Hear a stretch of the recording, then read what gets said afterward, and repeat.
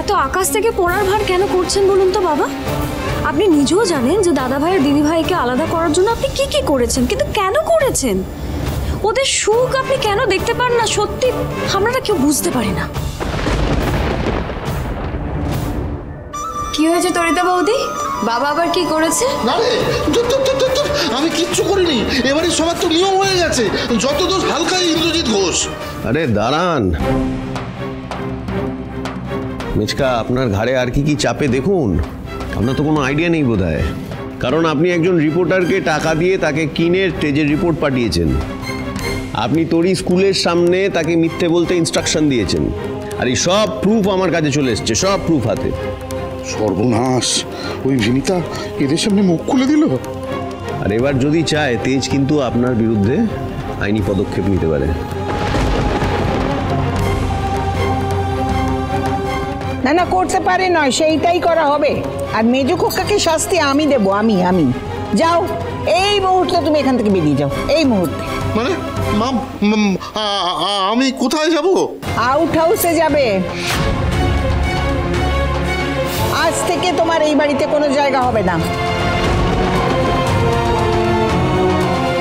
যে আমার নাত বৌমাকে তাড়াতে চায় তাকে আমি এই বাড়ির বাতাসেও নিঃশ্বাস নিতে দেব না। যাও এই মুহূর্তে বেরিয়ে যাও বলছি আমি। মা গো, ওদের কথা শুনে আমার উপর এরকম জুলুম করো না। বিশ্বাস করো, আমার কোনো দোষ নেই। এই সবটা ওদের ষড়যন্ত্র। কিন্তু এই বাড়ির সবচেয়ে বড় ষড়যন্ত্রকারী তো আপনি মেচকা। মেচকা, আজ অবধি বাড়িতে যত অশান্তি হয়েছে শেষে জানা গেছে সবকিছুর পেছনে একমাত্র তুমি ছিলে। তাই আজ আমি তোমার আর একটা কথাও শুনবো না। চলো মিচকা, খেলাধুলোর দিন শেষ হয়ে গেছে। না না না, আমি যাবো না। ও মা, মা বলছি আমাকে ক্ষমা করে দাও শেষবারের মতন। আমি তোমায় কথা দিচ্ছি, আর ও মা, ও মা তোমার পায়ে পড়ি, মা আমায় ক্ষমা করে দাও। দূর হও বাবা, এত বছরে তুমি একটুও পাল্টালে না, তাই না?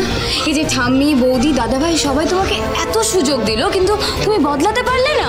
আমি বদলে যাবো এক্ষুনি, এই মুহূর্তে বদলে যাবো আমি। হালকা, আমি বললে শুনবে না। তুই তোর মাকে বোঝা যেন আমায় থাকতে দেয় বাড়িতে। যা। আই এম সরি বাবা, আমি তোমার হয়ে আর কথা বলতে পারবো না। এখন তো আমার মনে হয় যে তোমার ওই বাড়ি থেকে দূরে থাকা ভালো। আজ আমার থেকে আমার বউয়ের, আমার মেয়ের কাছে সুধা বড় হয়ে গেল।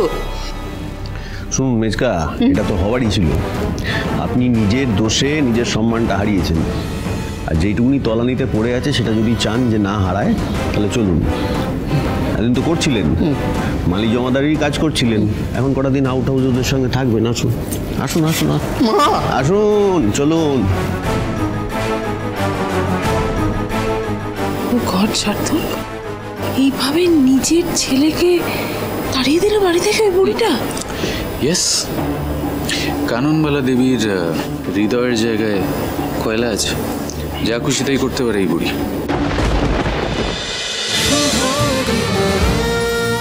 শুভ বিবাহ সোম থেকে রবি প্রতিদিন রাত 10:30টায় স্টার জলসায় ও জিও হটস্টারে।